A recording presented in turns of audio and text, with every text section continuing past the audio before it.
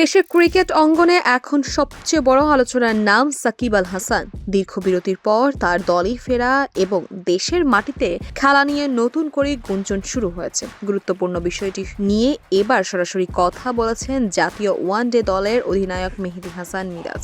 তার মতে সাকিবের মতো একজন বিশ্বসেরা অলরাউন্ডার দলে থাকা মানেই অধিনায়কের কাজ অর্ধেক সহজ হয়ে যাওয়া।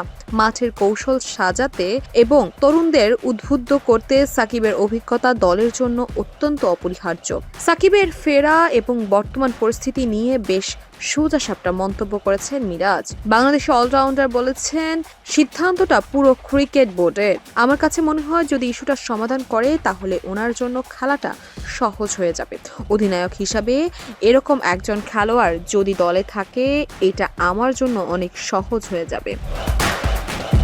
একই সঙ্গে ওয়ানডে ফরম্যাটে দলের সাম্প্রতিক পারফরম্যান্স নিয়েও কথা বলেছেন অধিনায়ক মিরাজ। তিনি বলেছেন, দেখুন আমরা যে ওয়ানডে ম্যাচগুলো খেলেছি অনেক গ্যাপে খেলেছি।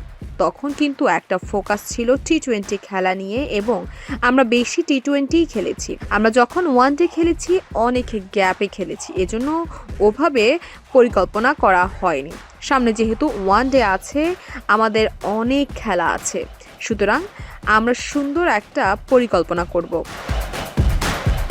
বিসিএল বা বাংলাদেশ ক্রিকেট লিগ দিয়ে দেশের ঘরোয়া মৌসুম শুরু হয়েছে। মিরাজ এই টুর্নামেন্টকে সামনে সিরিজগুলোর প্রস্তুতির বড় মঞ্চ হিসেবে দেখছেন।